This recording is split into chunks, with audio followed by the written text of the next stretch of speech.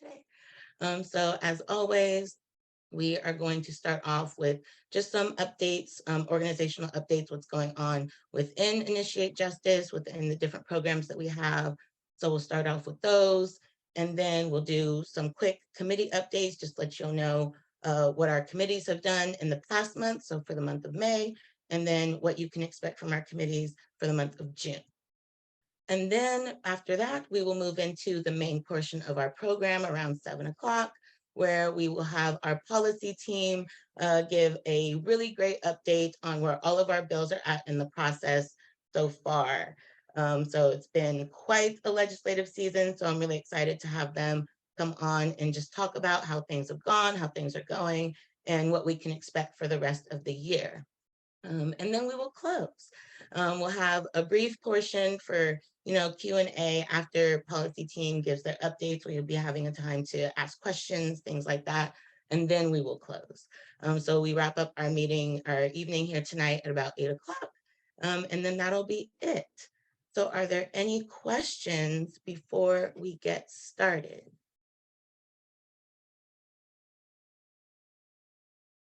Awesome, not seeing any. Great. So we're going to start off with, I see somebody also introduced themselves in the chat. Welcome into the space, Theodore. Happy to have you. So we'll just start off with some quick updates from our teams. So we will start with our Inside membership team, and I will pass that to my team member, Crystal. Thank you, Adriana. The Inside membership team has a lot of exciting updates today, which is why Efrain and I are smiling so big. So as some of you may know, last year Initiate Justice launched its very first art gallery. We called it the Art Gallery, where art stands for Abolition, Resistance, Transformation. Due to COVID, last year we had to do it virtually, but if y'all go to initiatejustice.org/the art gallery, you can check out last year's 11 artists. And we're really excited to announce that the 2023 Art Gallery will be launching in person in the San Fernando Valley on Saturday, July 8th. Efrain and I are still doing little touch-ups on the agenda, haven't decided a time, most likely early afternoon, but start setting the date for Saturday, July 8th. We have a lot of really powerful and exciting things planned for you all. Michelle is going to drop the location and the address of Tiachuchas. Shout out to Tiachuchas for hosting us. And we're really excited for y'all to see what we have planned. If you want to see more of the beautiful audiograms and posts that Michelle has created for last year's gallery, you can go to @InitiateJustice on Facebook and Instagram. And there you can also purchase t-shirts, prints, and postcards from the artists, and all proceeds go to Initiate Justice and back to the artists. So I'm really, really excited. I hope to see you all there. We have a lot of exciting updates and surprises planned for you all. So stay tuned, and shout out to everyone who's been a part of this journey since last year.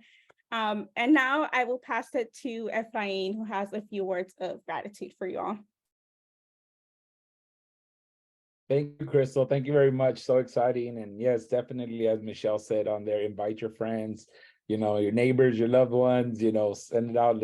I want to see everybody at the Tiachuchas. Very excited for the art gallery.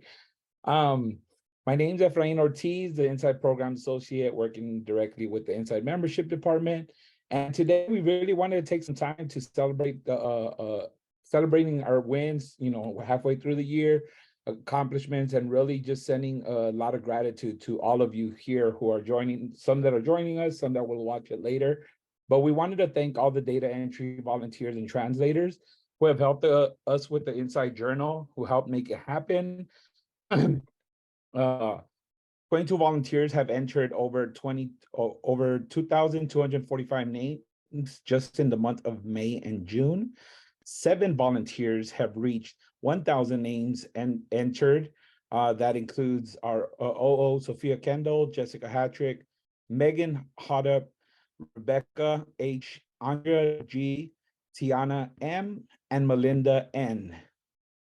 Just wanted to give them a huge shout out for helping us enter those names, supporting us in that. 3 volunteers have reached 2,000 names entered. And there's one, I see one here. Oh, it's 2 here, actually, yeah. I see we have Amy Smith, so big round of applause for Amy, Nick, Meek Whitehead, and Sherry. So thank you all. You all have reached the 2,000 mark in entering names. So thank you very much. Also, as we mentioned, you know, the Inside Journal, we also send it in Spanish. So wanted to shout out our translators who assist us in help making that happen and translating all the articles and everything that goes into that Inside Journal. So Vanessa Salazar, Victor Martinez, Shayla Rodriguez, Erica Rios, Myra Montoya, Roxana, board member Mireya, I am volunteer Celeste, and I am volunteer Nancy Garcia. Because of you all, our actual mailing list for our Spanish speaking community inside has reached 3,000 inside members that are receiving the Inside Journal in Spanish. So big shout out to all of you. And then lastly, I wanted to just thank all our volunteers who have helped us, you know, throughout this year to help respond to mail, especially thanking those that joined us yesterday for the virtual mail night. You know, we couldn't do this work without you all. So big shout out to all of you. Also wanted to take the time to say thank you to Stephanie and our board member Mireya, who helped us facilitate the breakout rooms in order to answer any questions. It was amazing to see so many new volunteers joining and getting involved and learning how to respond to mail and helping us out in doing that. So just want to say just tons of gratitude. Thank you to all of you for helping us make this happen. And with that, I'll pass it back to Adriana. Awesome. Thanks so much, Efrain and Crystal. Our inside membership team, small but mighty. They do so much work for folks inside. And so we appreciate you both very, very much. And huge shout out to everybody that helped out with Inside Journal, mail nights, anything having to do with inside membership. Really, really appreciate y'all. This is why we do the work. So really, really appreciate that. So huge shout outs and congrats. So for the next update, it's going to be an update from my department, outside organizing and outside membership. So I'm going to pass it to myself. But real quickly, just wanted to let folks know, in case you haven't heard, haven't seen, didn't miss the news, whatever it may be, applications for our 2023 Summer Institute of Impacted Leaders cohort are open. So they opened at the end of May, and they will be open all the way up until June 23rd, so the end of this month. But we are hosting this cohort for residents in and around the Contra Costa County area. So if you know folks in Contra Costa County, in the surrounding counties, Alameda, Marin, all the counties that surround Contra Costa County Bay Area, please let folks know. It is on our website. It is on, all of it is on our social media as well. So please share it far and wide. For those that may be unfamiliar, the Institute of Impacted Leaders is one of our programs that we do here at Initiate Justice that is very specific and intentional for people who are directly impacted by incarceration. So thank you so much, Michelle, for dropping the links into the chat, but you can definitely go to the links in the chat and learn more about the program. It is a 12-week program for folks to go through and learn about the policy process in community organizing. We have several folks here who have graduated from the Institute of Impacted Leaders and become outside organizers, or OOs. And so that is what we call them. So super great program. I also graduated from that program in 2019. Several of our staff have also graduated from that program as well.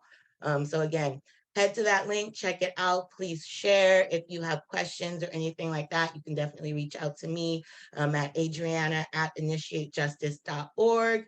But again, applications for the cohort will be opened all the way up until the end of the day on June 23rd. And I believe it is a Friday.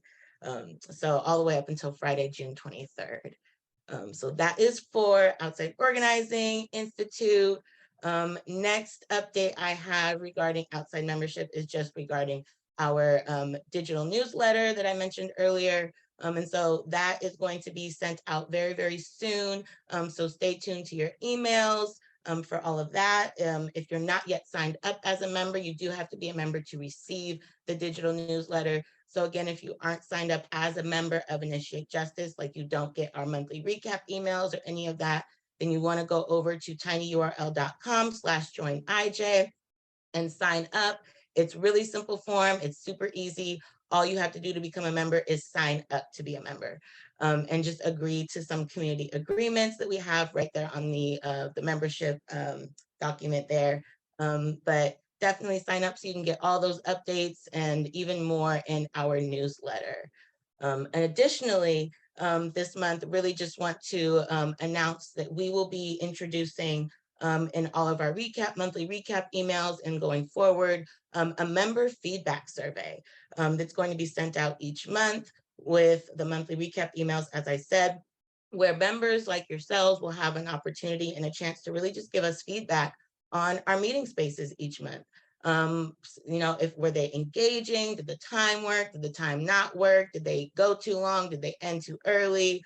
Whatever the feedback is, we want to know. That is how we continue to grow. That is how we continue to build. And that is how we continue to improve as well. And so we really want to hear feedback from you all. So that will be coming out soon. And then I believe we also dropped the link.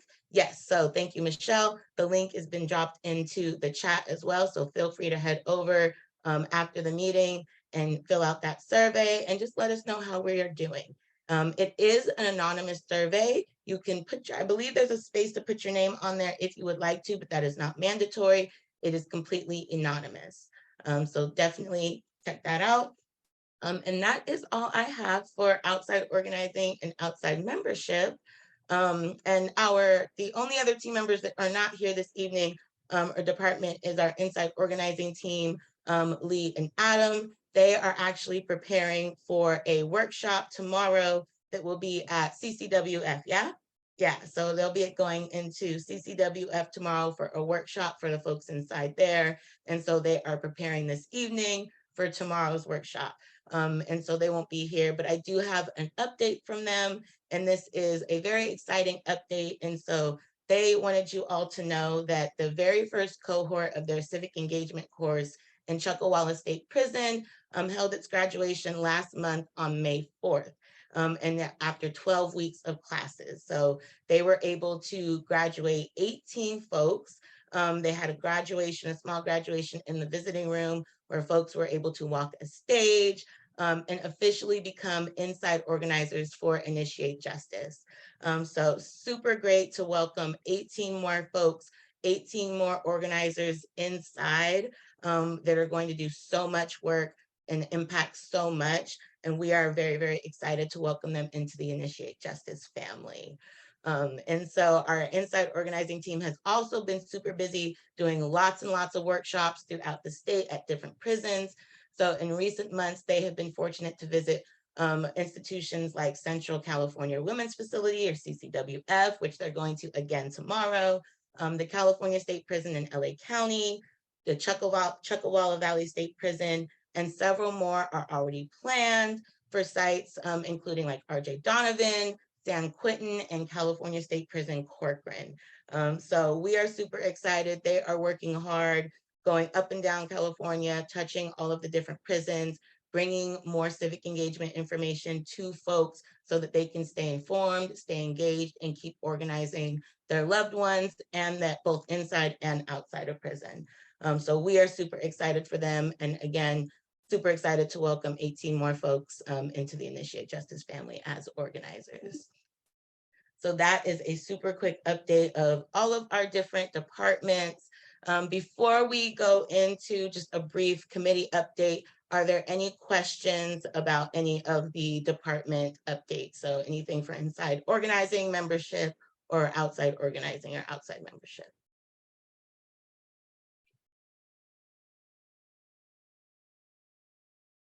Seeing none, awesome. They're like, no, we just want to get to we want to know what's up with policy, right? And that's what we're here for. We're here for some policy updates. So I promise I'm getting y'all there. Final update, just around our committees. And so last month we did have our volunteer committee and our community action committee that was hosted. Our volunteer committee was hosted by our very own Michelle, our communications manager. And Michelle was super great meeting. I joined that meeting, I had a chance. Super short and sweet, but it hit the nail on the head. It did what it was supposed to do. We met and Michelle was able to inform everybody in that meeting on how folks can really help Initiate Justice get to new audiences and different things like that through the use of social media. So she gave us some really cool like tips and tricks in order to increase engagement on all of the social media posts. The one I particularly remember is to write out your comment instead of just using emojis, because emojis get flagged as spam. And so it helps increase engagement when we are actually typing out our comment like, this is great, I'm excited, whatever it is, as opposed to just like fire emojis. So I learned something new, and I think everybody who joined that meeting learned something new as well. So thanks, Michelle. Huge shout out for that meeting. It went really well. And like I said, learned something really, really great. And Michelle just dropped a little update on what we went over, just in case folks are interested in learning a little bit more about how to engage with IJ on social media. And then our Community Action Committee was hosted by our policy team, Greg and Sarah, and they really just gave a nice brief overview of some policy updates. There'll be a bigger overview this evening, but they just kind of updated us on where bills were at. And sort of what next steps are. And then they also had a call to action for folks. And so that call to action was very, very much successful. And I will let them share that with their policy update. But we were really excited to see the engagement with that meeting in particular, and really just excited to see everybody moving that call to action and having a successful outcome. So thank you to everybody that joined that meeting. Thank you to all of our team members that have hosted a committee meeting in the past month. So this month, in terms of committee meetings, volunteer committee will be hosted by me. And so I will be talking about how folks can get involved to support the Institute of Impacted Leaders behind the scenes. And so the Institute of Impacted Leaders program, we do it twice a year. It's 12 weeks long. It's such a huge piece of Initiate Justice and what we do here. And so really just want to bring more information to our general membership. Since the program itself is curated for people who are impacted by incarceration, not everybody is able to go through the program.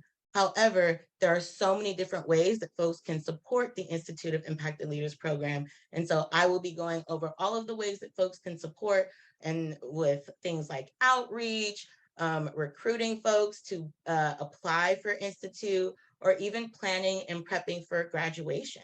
So there's lots of things that can be done. I hope to see y'all there. That meeting will be on June 14th. And then our Community Action Committee for this month, still being planned out, but will be hosted by our Inside membership team, and that will be on June 28th, so the last Wednesday of the month. So again, we are excited. Come, you never know what our call to actions are going to be, especially in the Community Action Committee. That is the particular committee where there is going to be like specific calls to action that folks can do to help increase our reach, help increase our membership, our organizing, or help get our bills to the next steps in the process. So that is all of the updates from departments to committees. Are there any questions before we shift gears and turn things over to policy? Awesome sauce. Seeing none, I will turn it over then to Greg and Sarah to go over our policy updates and where we are in the legislative process. Thank you, Adriana. I'm going to introduce myself and then ask Sarah to do the same, and then we'll begin our presentation tonight. Hello, everybody. My name is Greg. I use he, him, his pronouns. I am the Policy Director for Initiate Justice. Pass to my colleague, Sarah. Hi, everyone. For those who don't know me, I'm Sarah. I use she, her pronouns, and I am the second half to our policy team here at Initiate Justice, our policy analyst. And with that, Greg, did you have anything that you wanted to introduce things with before I hop into where we are now in the legislative process? Yes, thank you, Sarah. Very exciting news for everybody, and we will go more in depth today and explain during this session. But all of our bills are doing very well this year. Excuse me. I just ate some like really spicy yellow curry a moment ago. It's like in my throat. All of our bills passed the assembly last week. Last Friday was the House of Origin deadline, meaning all bills had to get to that point in order to continue and to pass and move through the legislative process. So very happy to announce that all of our bills that are eligible and moving did so. They are now moving through the Senate. The second house will explain what that means. We'll take you through the legislative process, but we will stress this, I think, throughout the presentation, but the assembly floor is just usually such like a bottleneck and one of the hardest steps of the legislative process due to the number of moderate Dems and just other dynamics and stuff. But it is just really amazing to get this far, to get halfway through the process. And with that, Sarah, maybe we can talk more about what that process is. Yeah, definitely. So as Greg mentioned, we're about halfway through. Adriana, yep, next slide, that'd be great. In general, and if you were with us on the community action meeting in May, then this probably looks very familiar to you. You might be getting a little sense of deja vu, but just stick with us. In general, this is the legislative process. All of our bills are assembly bills, so ABs, not Senate bills, SBs. If they were, it would be the same process, just starting in the Senate before the assembly. But essentially, every bill goes through this process. It goes through a policy committee. If it costs any money, then it goes through the appropriations committee. And then it goes to a floor vote. So all the members have an opportunity to vote on it, not just the folks in those committees. And that is honestly what Greg was talking about, the House of Origin deadline, which becomes a huge bottleneck for all bills, but specifically for bills that start in the assembly.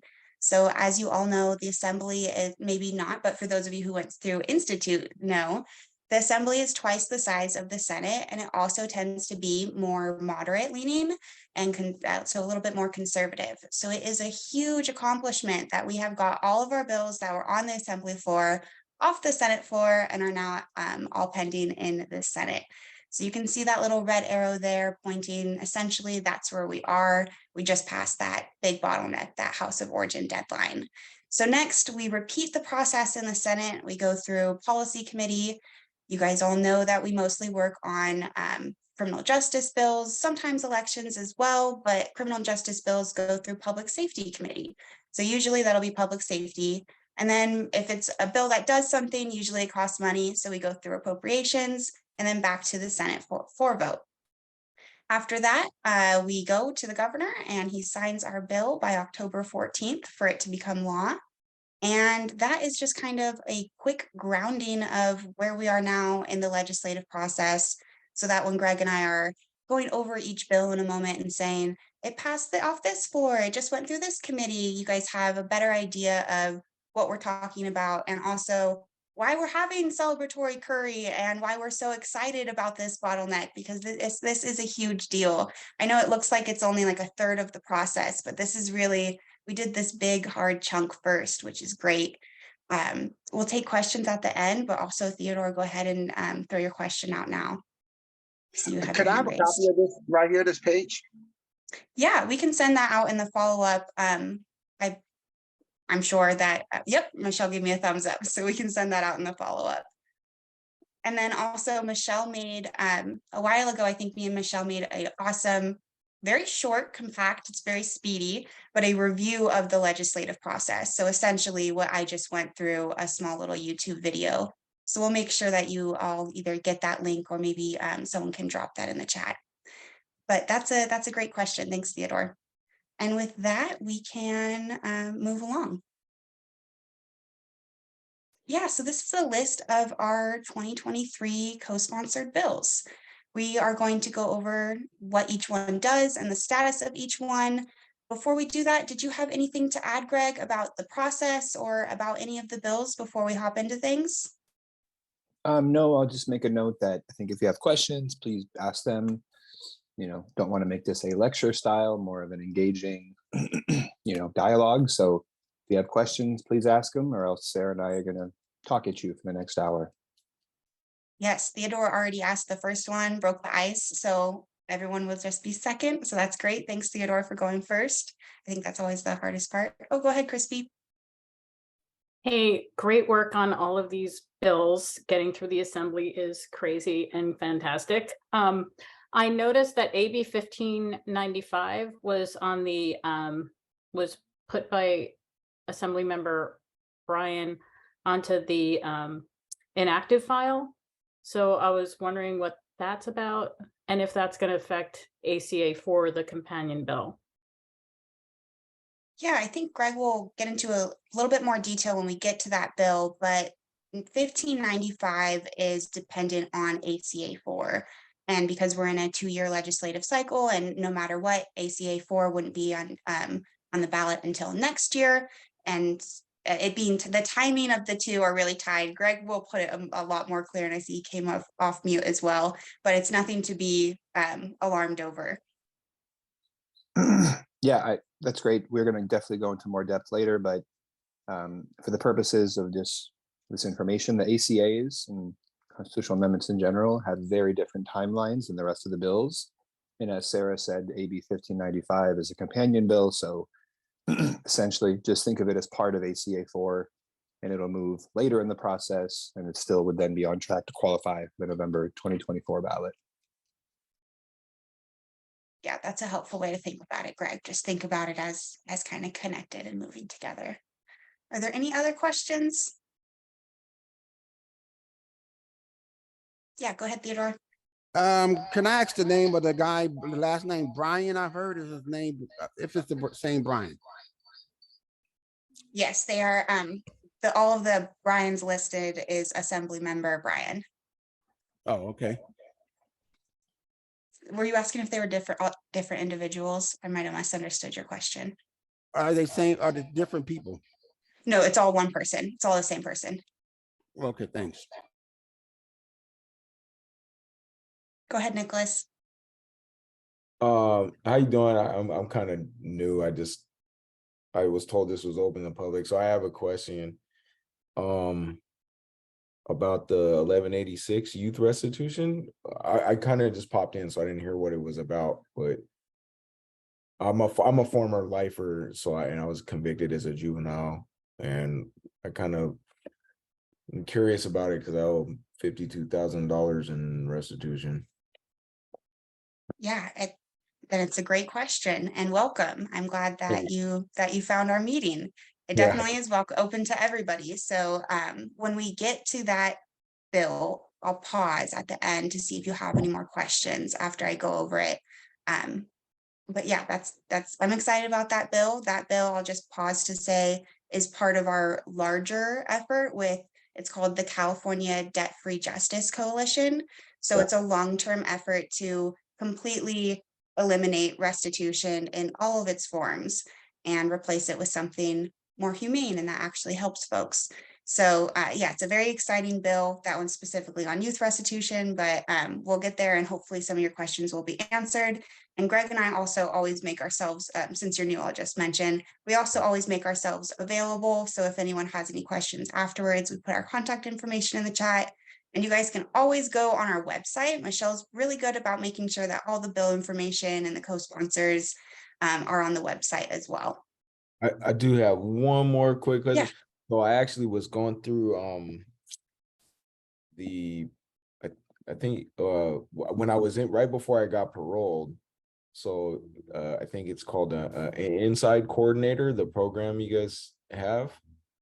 And so I paroled before I finished it, and then just been a lot going on. And anyway, somebody I work with is an IJ member down here in San Diego.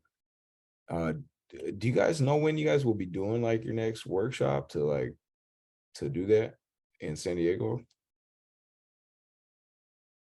No, I looked on the Adriana, website. yeah. Do you know the answer to Yeah. that question? Thank you.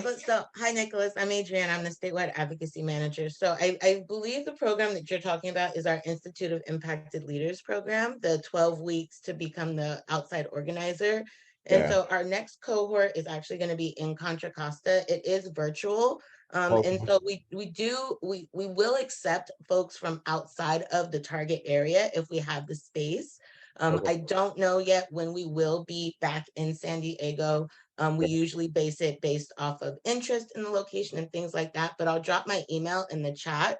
Feel free to connect with me offline, and then we can talk more about getting you connected and having you stay connected for sure. Thank you. You're All right. welcome.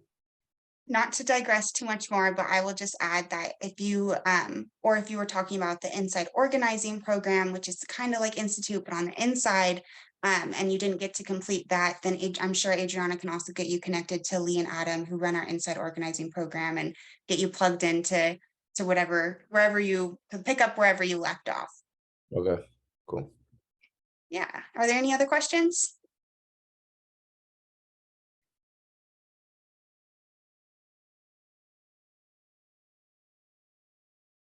Go ahead. Did you tell me to go ahead? Yeah, go ahead. Okay, I had originally signed up for Initiate Justice last year and I fell ill and I had to drop out. Is there a possibility that I can resign for the new cohort? Yes, Adriana just put her information in the, well, first of all, I'm sorry to hear that your illness, about your illness and that about that Thank you. not being able to participate. And I'm just recently, this is my first meeting back after a while myself, so I can relate and I can say that we're all here to help.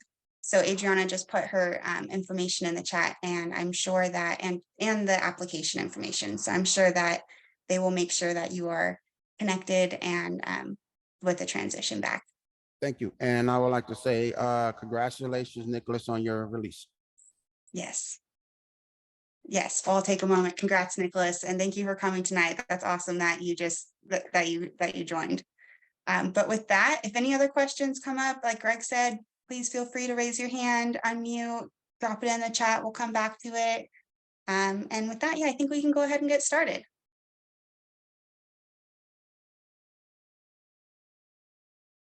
So the first bill that we're talking about tonight that passed off of the Assembly floor and is currently pending in the Senate is AB 60 by Assemblymember Bryan, the Restorative Justice Bill. And this bill, it's very straightforward. It provides notification of RJ programs for victims and survivors. Right now, there really isn't a clear path in the penal code, which ends up being that folks rely on their criminal carceral system when they don't need to. I also want to mention that this is part of the folks in this coalition. It's a huge coalition of restorative justice practitioners. So folks who are doing this work on the ground. And even though this bill is, it seems very simple and straightforward and kind of just the first bite at the apple, it's really important that the folks doing the work are joining in on the conversation, right? We talk here a lot about how incarceration is not the answer. And if you all have talked about that in public, you probably know that the next question is usually, okay, well, what do we do instead? And in Abolition Corner, we've talked about all the different ways to answer that question, but it's so important that we also have legislation to point to that starts the conversation in the Capitol around this is what we do instead. These are the community-based programs on the ground that are working, and start building that foundation so we can do bigger bites of the apple in the future. But yeah, AB 60 is our restorative justice bill this year. And if you have any questions, feel free to put it in the chat, unmute, or follow up with us later. But I think we can go to the next one. Great. So I'll take over for this one. This bill, AB 544, with this member Isaac Bryan, is all about voting in jails. So basically what we're attempting to do with this bill is to make sure folks who are in jail can actually vote. The majority of people in jails are allowed to, if they're held pre-trial, or even if they have been convicted of a misdemeanor instead of a felony, they're still allowed to vote legally and constitutionally. But there's just a lot of barriers, confusion in the way that leads to that low turnout and just low voting rates for folks who are incarcerated in county jails. So the solution that this bill proposes is to establish polling centers in the county jails, just like you would see if you go to vote at the library or church or whatever in your community, just establishing a polling center inside the jail. and then to require the county jails to provide voter registration forms and other educational materials, like, things that any voter out here would receive in the mail, just to make sure folks inside have that same access and understand that as well. So AB 544 is a great bill, very common sense. It's similar to ACA 4, which we'll talk about later today, because it's about voting. But the key difference is these people, and majority of folks in jail are just allowed to vote. The state just doesn't do a good job of facilitating that right. So this bill passed Assembly Elections Committee in April, but has been held, meaning it's not going to move forward until 2024. You'll see it all the time. Since we're in the first year of a 2-year session, this is the 2023-2024 legislative cycle. In the first year of a session, it's very common to see bills get held for strategic reasons, for a whole bunch of stuff, a whole range of issues. But this one is being held, which just means it's on pause for now. We'll return to it next year, keep pushing. And I think it's a great policy change that, depending on the estimates you look at, there's 60, 70,000 people in county jails in California.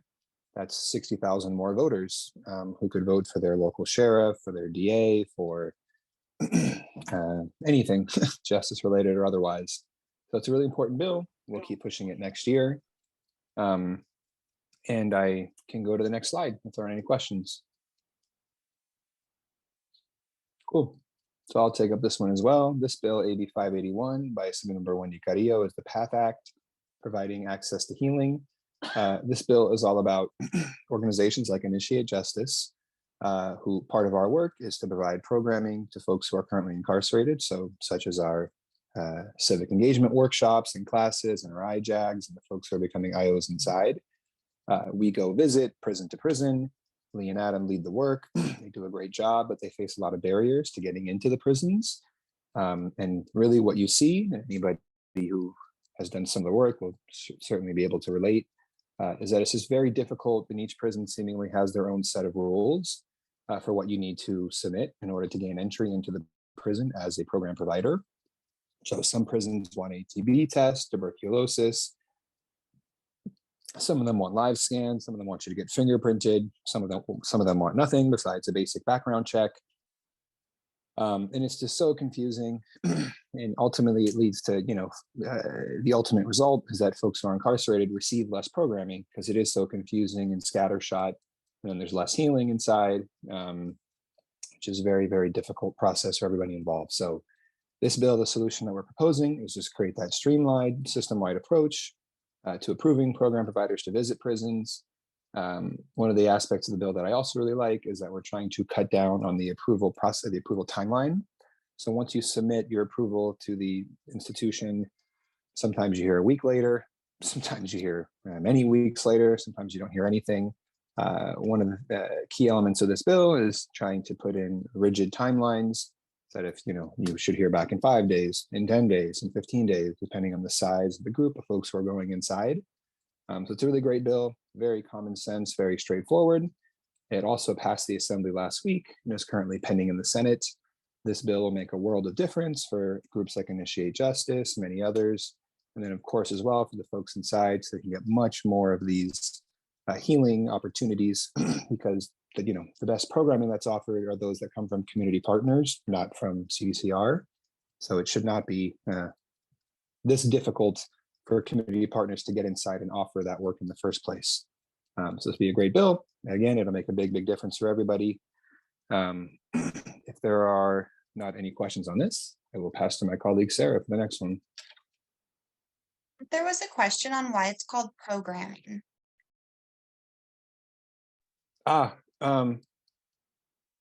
Okay, great question. I think the institution uses things differently, CDCR, but you'll have rehabilitative programming, which is mostly what we mean by programming here. So traditionally self-help groups, AA, whatever, that's what's considered the type of programming that we're trying to tackle with this bill. If it's a larger question as to why it's called programming, see, we have a good answer there from Nicholas. I might ask Nicholas or one of my formerly incarcerated colleagues to chime in. I'm not sure would be the appropriate answer.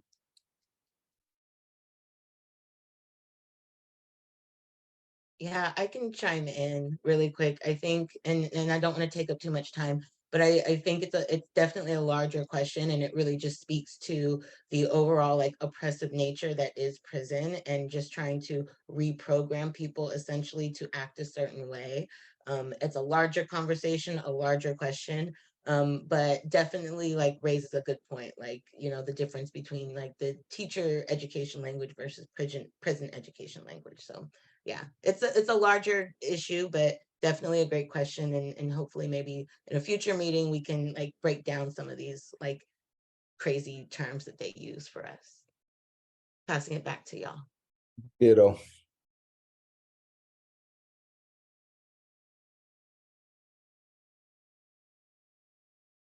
Next, we have AB 1118 by Assemblymember Colra.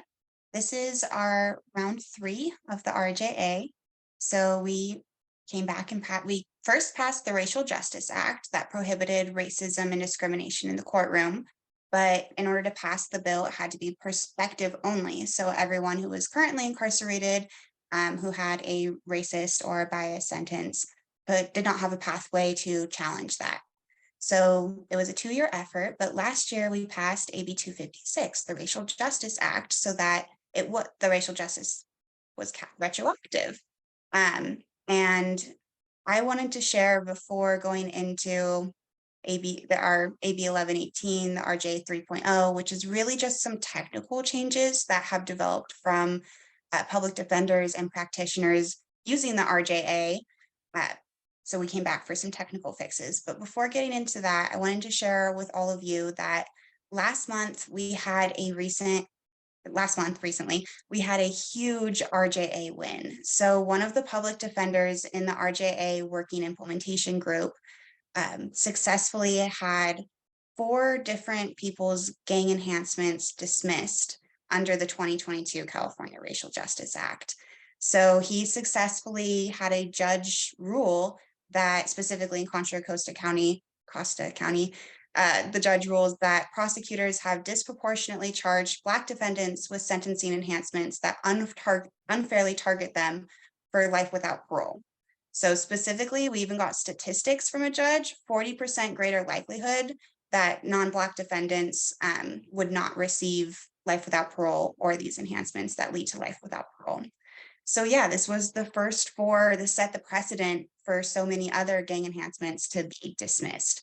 Super, super exciting. I know almost everyone here who was with us last year fought for that bill, made phone calls, shared things on social media, talked about it.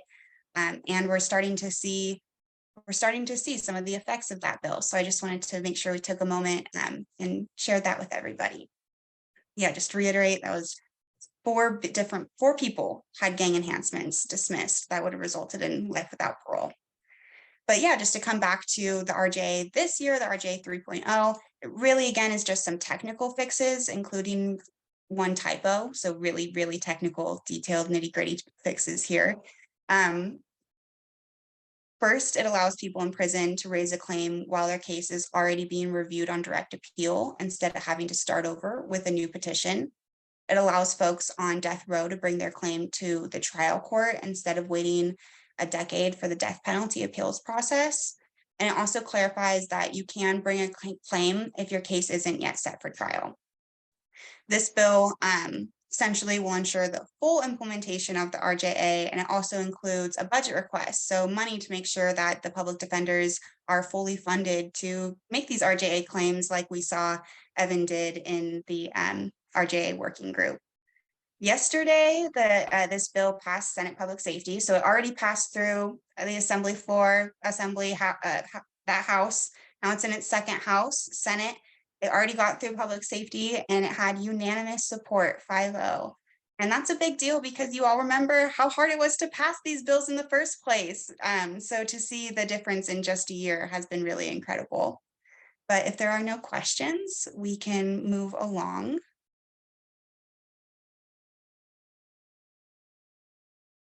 Oh, and Larry, it was the ruling was gang enhancements. I think that was the question in the chat. Not gun enhancement, gang enhancements, but the statistics that were proven were about enhancements in general. So including gun enhancements. So next we have AB 1186 with Assemblymember Bonta, our youth restitution bill. As I mentioned earlier, and as some of you might remember from last year, IJ is part of the larger California Debt-Free Justice Coalition, which is working to completely eliminate our restitution system and replace it with something abolitionist. And one of the things we're doing this year is working on youth restitution. So essentially, the way we would be transforming youth restitution is that instead of charging already vulnerable youth, like Nicholas shared his story earlier, the state would be paying victims and survivors to compensate for their loss, and youth would be providing restitution or amends and being held accountable in ways that aren't just punitive. So not just financial, monetary, not just monetary barriers and things that follow you your whole life or incarceration, but things like restorative justice conferences or performing community service or being connected to job opportunities. AB 1186 has done really well this far. It's passed through the assembly. It's still waiting to be, it's still pending in the Senate, so it hasn't been referred to committee or given a hearing date yet, but we're really excited about this one. I know you had questions about this one, Nicholas, so if you have them now, feel free to unmute, drop them in the chat, or we can also, Okay. we can follow up later, whatever works best. So is this gonna be applied if it passes going forward, or is there gonna be like is there any retroactivity? Like, Yeah, that is a great question. The way it's written right now, it's about future restitution orders and current standing restitution orders. So it wouldn't go back and it wouldn't be retroactive, but pending appropriation. So pending how successful we can be through the budget process. Last year, we were able to secure money in the budget to eliminate restitution debt. So eliminating past restitution debt is really we have so far, we have made the most headway through the budget process. So as written right now, this bill would not retroactively eliminate youth restitution orders. Okay. Okay. But there are different, it's kind of a tricky question, Nicholas. So I can put together a better answer for you. But so it kind of is a tricky question with the way that the last restitution bill we passed also wasn't technically written to be retroactive, but it's being applied retroactively. So because we got the appropriation in the budget. So a lot of it kind of depends on the budget and other things, but it also points to the larger conversation of why retroactivity is so incredibly important. Something we talk a lot about here at IJ. And unfortunately, in some bills, it can't be done. I mentioned earlier with the RJ, we had to come back and fight for 2 years to get retroactivity. So yeah, I hope that answered your question, but let us know if there's anything else. And then Michelle, I see, or Adriana, I see you answered the question of a youth offender, and yes, it's 26 and under. But yeah, are there did I miss any other questions in the chat or anything else about youth restitution before we move along? Okay, I think we can keep going. Great. So AB 1310 by Assemblymember Tina McKinnon, the Equal Chance Act. This bill is all about gun enhancements, and this bill is fully retroactive. What we're trying to do with AB 1310 is make a previous reform, SB 620, which was passed by Senator Bradford in 2017, went into effect January 1, 2018. It's the current law of the land in California. So if someone is charged with a gun enhancement, they've been convicted. Right now, the judge has the opportunity to look at the totality of circumstances and decide whether or not to strike the gun enhancement if it's not in the interest of justice to do so. So that could be in a situation where someone didn't have a gun, but they were charged with it, if the gun wasn't loaded, if nobody was harmed. Those are the kinds of situations that are very common. But folks, previously to this bill even passing, it was just mandatory 10, 20, 25 to life on top of somebody's sentence. So what this bill is going to do is let everybody in prison before SB 620 passes file a petition, get back to court, and have an opportunity to have their enhancements reduced or removed. This is one of the biggest bills we're working on this year. AB 1310 passed the assembly last Wednesday. It passed with exactly 41 votes, which is the exact threshold you need, which just like tells you how much of a fight it was and how close it was at the end. But we got it passed. It's moving forward. It's now pending in the Senate. It'll go through the same process: Senate Public Safety, Senate approves, and then it'll be on its way to the governor. It is a controversial bill. So, anything guns or gangs is hard for moderate Dems to vote on and be comfortable with. So that's the reason why Sarah and I were mentioning earlier how significant this one is. But there's still more work to do. Can't get too celebratory yet. But if this does pass, as my colleagues are saying in the chat, it'll be a game changer. The data shows about 37,000 people currently in CDCR would be eligible to get back to court. And if lots of folks come home from prison, it's a game changer for prison closures and reducing incarceration and all of these things that we're trying to accomplish. So it's a great bill. It's my personal favorite. I've been working on this issue for 3 years now. So I think this will be the time we finally get it done.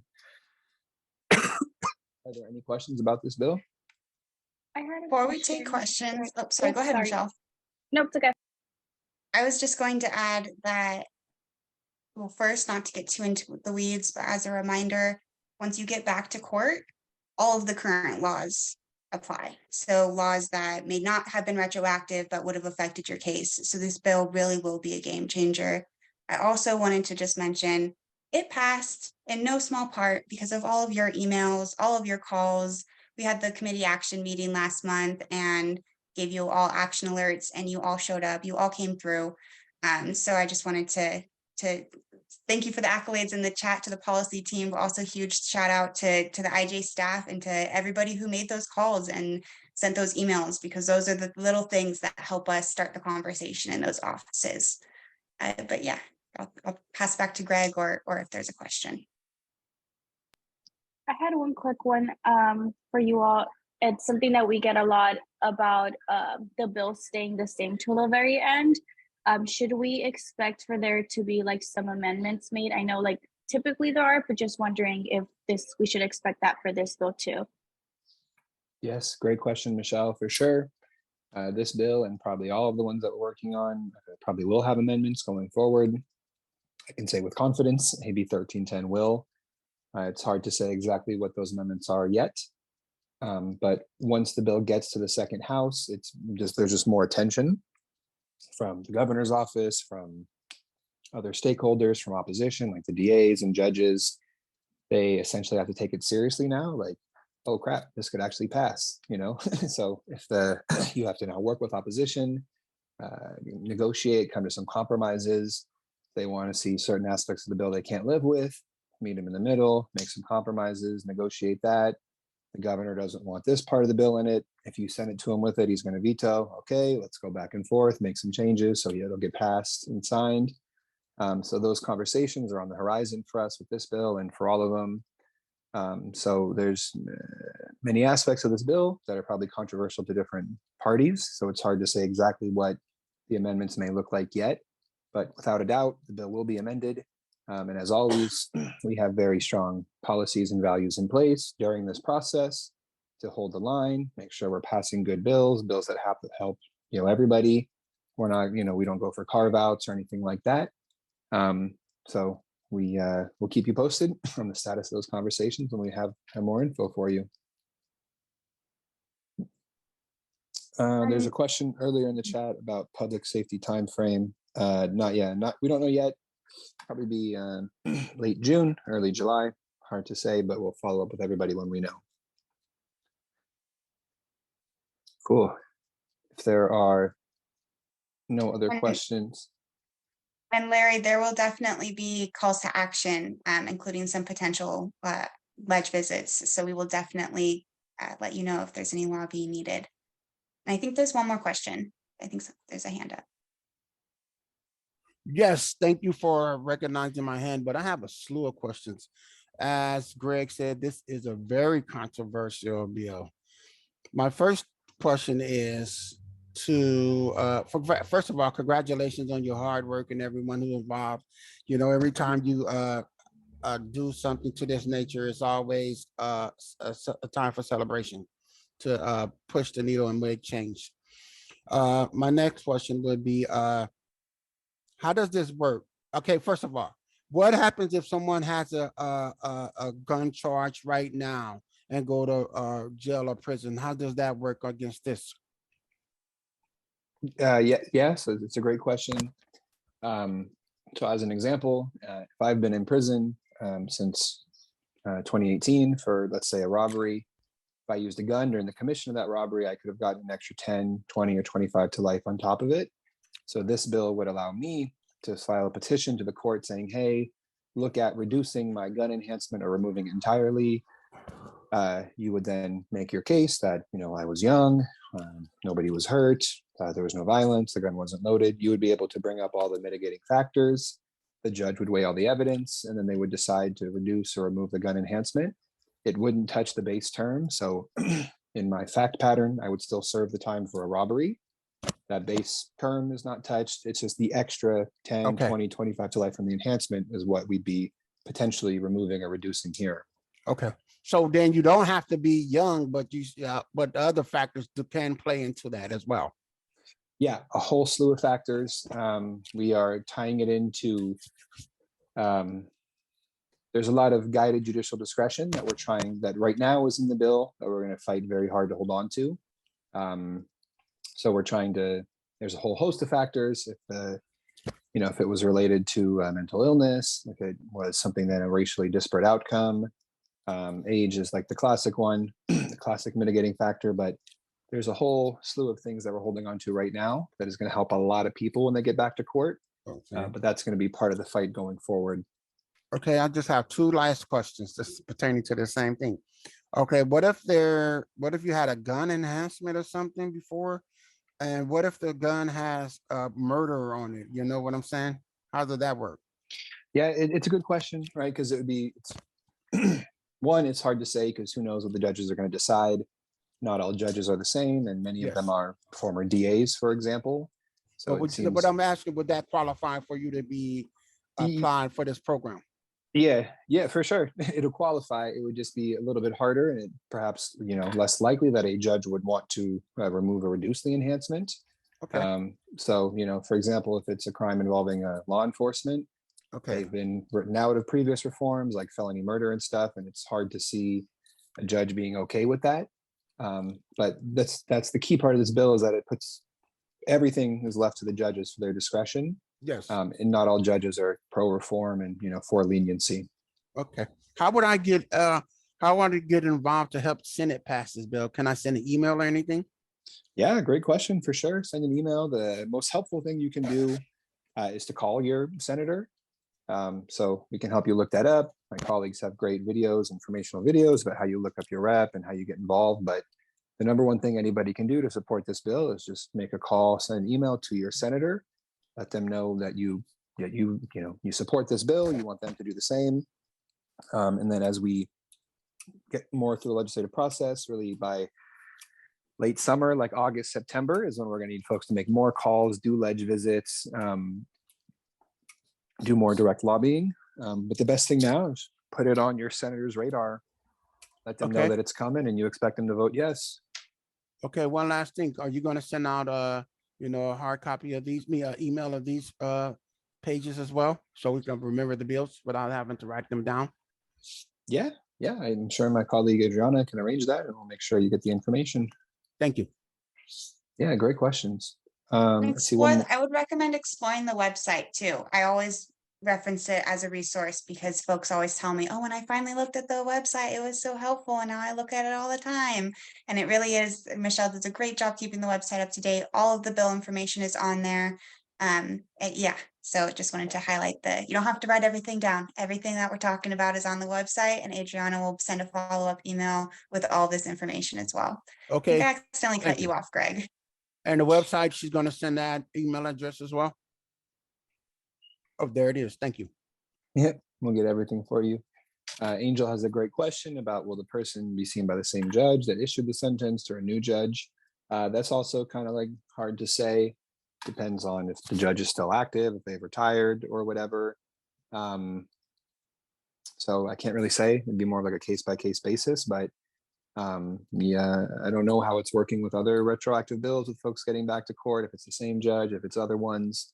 It's not something that we have control over. So I wouldn't really be able to answer that other than saying it depends. And I know that's not a good answer, but that's all I have for you, Angel. I'm sorry. Cool. Okay, with that, I will then move us forward to the last bill to talk about today, which is ACA 4, free to vote, voting in prison. This is the biggest thing we're working on this year, probably going to be the hardest thing we're working on. This is a constitutional amendment to allow people in prison to vote, right? So right now, if you're in state or federal prison in California, you are not allowed to vote. As recently as 2020, we just made a change so that people on parole can vote by passing Proposition 17. So this is the next step in that campaign to free the vote, make sure people in prison, again, have their constitutional rights that they are afforded as citizens, as people, even though they're incarcerated, they don't lose these rights. We have an opportunity to change that. So that is what we're doing with ACA 4. It is a 2/3 majority vote, meaning instead of getting a simple majority, you need to get 2/3. So instead of 41 votes in the assembly, you need 54 votes. Instead of 21 votes in the Senate, you need 27.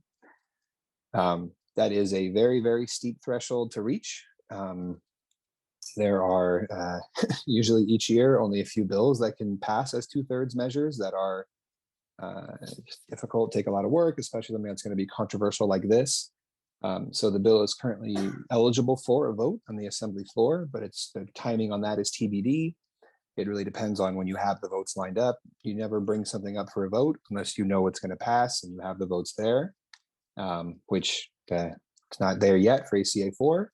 So there's going to be a lot more work to do. There's so many opportunities to support this campaign, to do visits and use a toolkit and just get involved. If this bill passes the legislature, with both houses by next summer, it would then qualify for the November 2024 ballot as a proposition. It would then go to the voters. If the voters approve it, then it would become law, and then folks in prison would be allowed to vote. So that's the timeline over the next year and a half or so to get this passed for legislature, get it qualified for the ballot. Once it's on the ballot, make sure it passes by the voters. If all that happens, you would free the vote. We would allow people in prison to vote here in California. Maine, Vermont, DC, and Puerto Rico already allow people in prison to vote. Internationally, most European countries do, Israel, Chile, various countries around the world. It's not controversial. They allow people in prison to vote. It's just not something that happens here, but we have an opportunity to change that. Crispy had a question at the very beginning of this presentation about AB 1595, which is the companion bill. Yes, Amy has a great question. If it does get to the voters, it's just a majority, 50%. That would have to approve it. So Proposition 17 in 2020 passed with almost 59% of the vote, which was enough for it to pass. It didn't need the 2/3. So that's only the legislature. You need to reach that. Once it gets to the voters, if it's 50%, you're good. It passed and the policy's in place. So another question here. Do we have info on the assembly leaning? Sherry, that's a question on like which members and like what's their position on the bill? Yes. Yeah, it's hard to say. You know, I think most members probably have not started to think about this yet.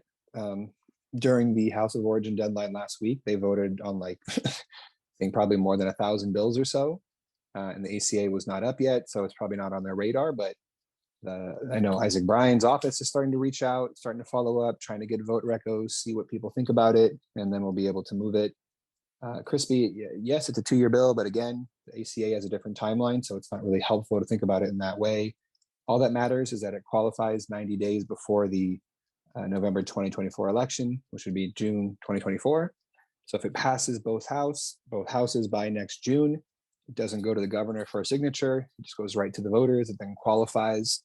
ACAs, again, have different timelines, different procedures. So think about it in a different light so you don't get confused. Let's see. I think I see a hand up from Theodore. Yeah, I have two questions. for the first question, it's not, it is, what does, I know what Assembly Bill and Senate Bill mean, but what is ACA is the first question. Great question. Assembly Constitutional Amendment, because the Constitution in California prohibits people in prison to vote. So you literally Okay. have to change the Constitution, which is why it's the Assembly Constitutional Amendment. Oh, wow. Thank you for that info. And my next question is, I know Initiate Justice supports people who write bills like Isaac Bryan, but do they ever come up with bills themselves and submit them to representatives? Yes, for sure, all the time. I mean, the previous bill we talked about, AB 1310, was an idea we had that we wrote that we've been lobbying and pushing for. It's usually a mix of bills we work on each year, our own ideas, community partners' ideas, legislators who reach out to us. But 1310 is the example of something that we've cooked up on our own that we're pushing this year. Thank you. Of course. Are there more questions about ACA 4? Maybe while I wait, I will loop back to Sherry. Basically, the way that you can ensure, what your member thinks is by calling them, doing a ledge visit, making sure they support it. Generally, if they're a Republican, they're not going to really support criminal justice reform. They're a moderate Democrat, they're on the fence, their support is not guaranteed. And that's when legislative visits and constituent voices are the most impactful. So it really depends on who your member is, the district dynamics, their previous vote history, things like that. It is always really important to know the background and previous life experiences of your elected official. So there are lots of moderate Democrats who are former prosecutors. So they're actually really Republicans when it comes to public safety issues. Or I'm thinking of a particular legislator who's progressive otherwise, but his brother is a cop. So he's he's far less likely to vote on these issues because of his family connection. So it all depends on all those dynamics. But again, the best way to make sure they vote on it is by you calling, you following up, you do ledge visits, let them know why it's important, why you support it, and why they should too. I think starting to call now could be helpful.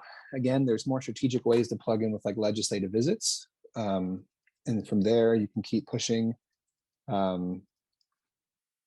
Generally, I think there's a question here that we're getting from my colleague, are there any assembly or Senate offices that should be paying attention to in terms of advocacy? I would say the most important member is always going to be your own.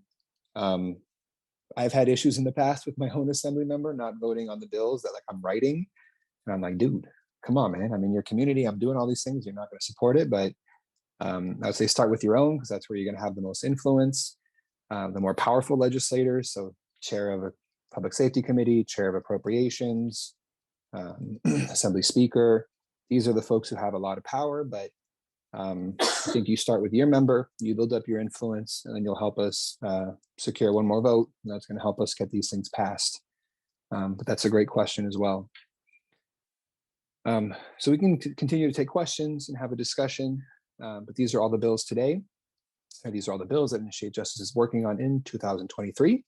Again, they're all moving forward. They're all looking very, very good. I'm pretty excited about this ledge package. And yeah, are there questions or other topics to discuss today? I don't think either of my representatives have ever voted for any bill we have ever worked on. So, because I'm up here in the north, so don't get discouraged if your member doesn't vote for it. There's still lots of other ways to plug in. And Greg mentioned possible ledge visits later. So even if you want to just support others doing visits, there's lots of different ways to plug in. I just wanted to add, yes, start with your member, but if your member doesn't budge like me or Greg's, then that's okay. There's lots of other ways to plug into. I see Crispy has a question. Go ahead, Crispy. Yeah, thank you. And thanks for all the hard work and for this really great presentation. I really appreciate you all. I know I have an inkling of how much work this takes, but I know that it takes a ton of fortitude to get through all of this stuff. But my concern about ACA 4 is that last year I had a conversation with Assembly Member Gail Pellerin, who was trying to get make it more feasible for people to vote within jails, which is their right. And she gave me an inkling of how difficult it was to even have people in jail vote. So I was wondering if this bill also includes an implementation plan, because like with some other bills, we see that we have to have follow-up bills because the implementation is just a hot mess and they don't really implement. So I was just wondering if that's also being addressed. That's a really, really fantastic question. I think the short answer is no, because in the states where people are allowed to vote, Maine, Vermont, they have much different systems. I believe it's Maine does have the polling centers. So like there's, again, polling center you'd see at your church or library in your community, they have that in the prisons as well. But there's no language in ACA 4 that says how the prisons are to be conducted or facilitated.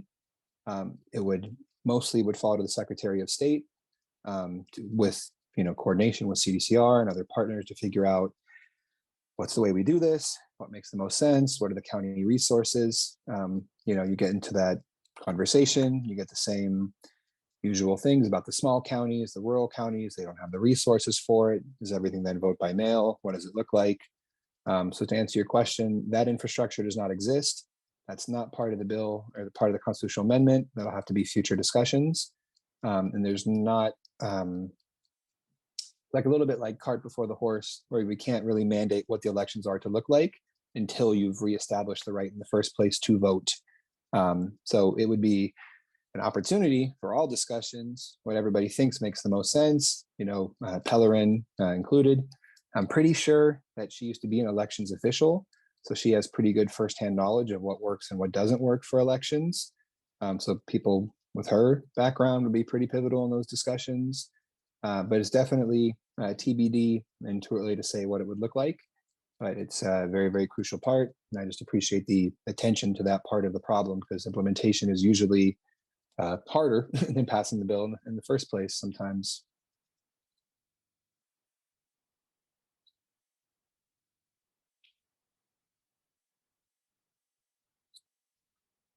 Cool. I have a question. And I had a whole list of questions, but I'm not going to ask my whole list of questions because you also answered some of my other questions just in some of like the talking through some of the challenges and some of the legislators or some of the messaging or whatever it was. But my question is around support from the governor's office. So I'm wondering if we have a sense of how supportive the governor's office will be if and when these bills cross his desk.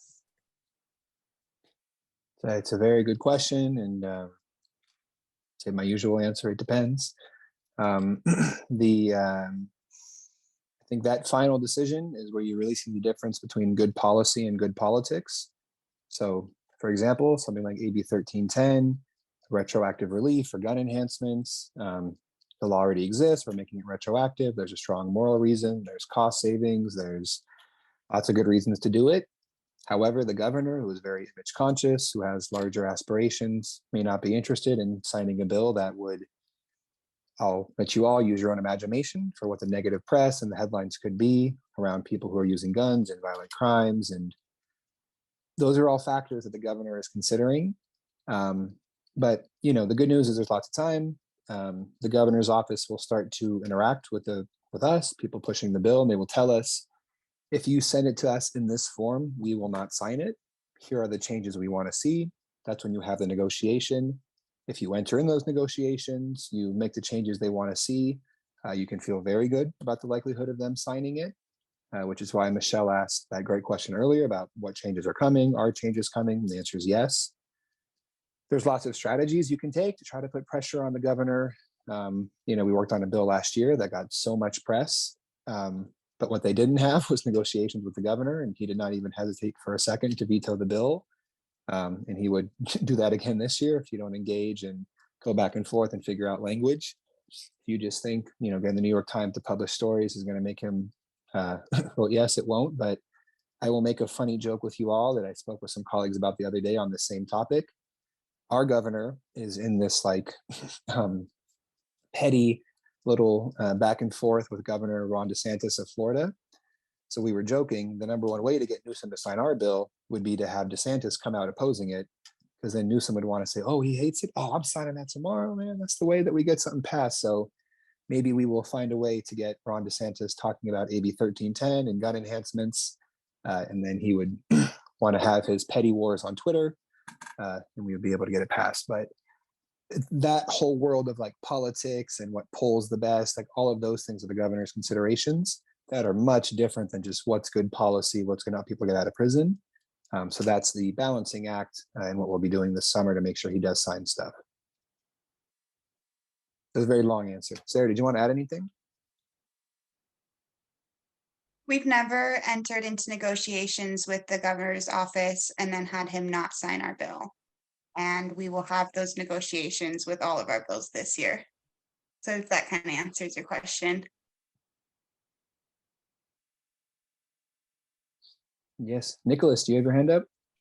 Yeah.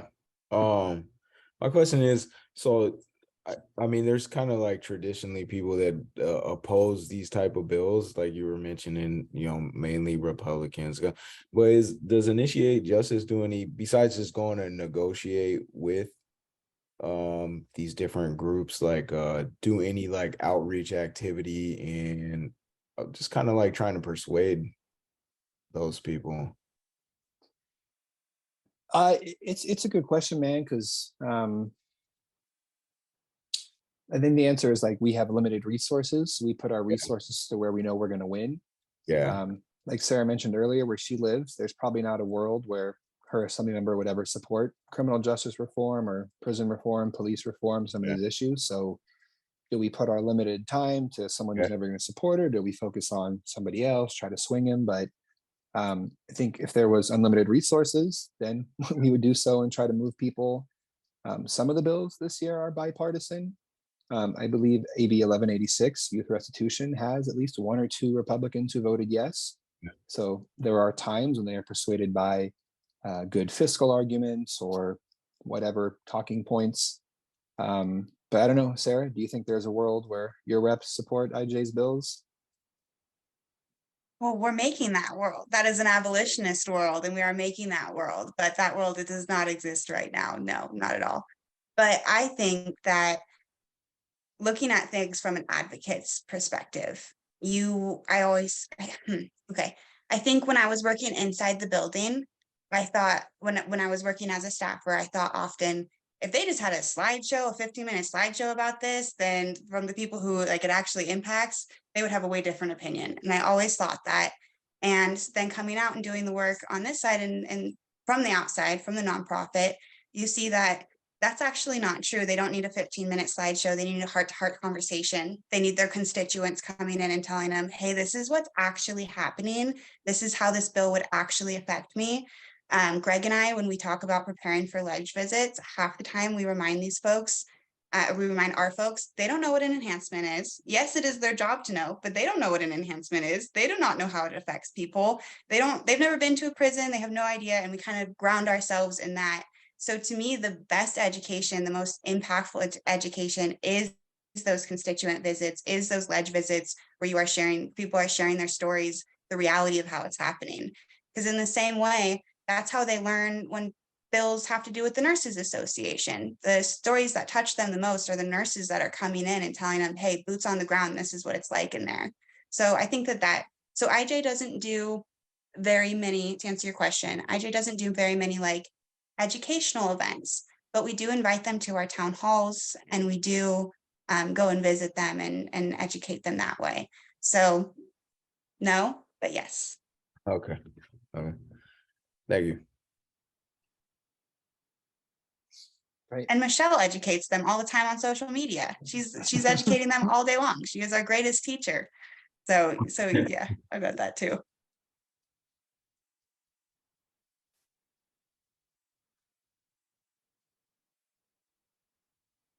Yes, through our podcast. And Amy, yes, definitely.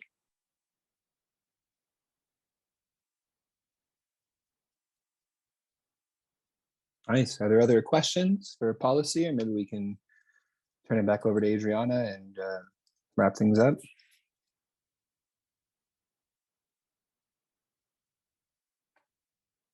I'll say, as always, contact myself, Sarah. We'll put our info in the chat again. We can have these conversations. We always try our best to be transparent about what's happening with the bills. So you can always contact us. We'll keep working on it, and yeah, we'll see y'all in the future.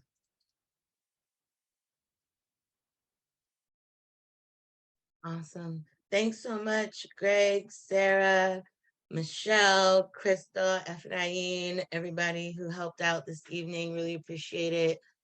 Really love the engagement as well, and just the questions. Y'all asked some really great questions. Nicholas, I'm so glad that you were able to join us this evening. Again, welcome home. We hope that you continue to come back to our spaces. And I'll definitely reach out and connect with you offline just to talk more about how you can stay connected with us. But absolutely love it. I see Crispy just dropped something in the chat, says she has some really good news to share. So Crispy, I am very excited and interested to hear what your good news is. Are you comfortable enough to tell everybody? I am so excited to tell everybody the good news. Today, I got a call from one of the inside organizers that, I worked on with the phone training. His name is Johnny House, and he was found suitable for parole. So very, very excited. That is amazing news. That's not just good. That is amazing news. Thank you so much for sharing that with us. Really, really appreciate it. And I'd like to add, just to give people hope, he was down for 25 plus years with 16 years of clean time, and he was a 3-striker. And so for all y'all with loved ones inside, there's hope.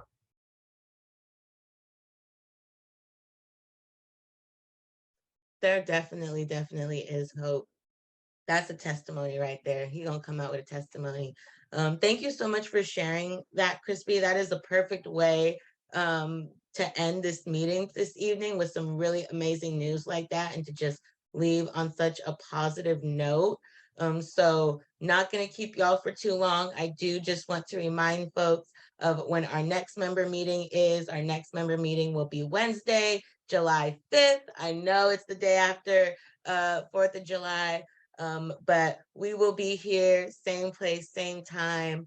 So please join us. That meeting will actually be a very special member meeting. I will be on vacation, so I will not see y'all.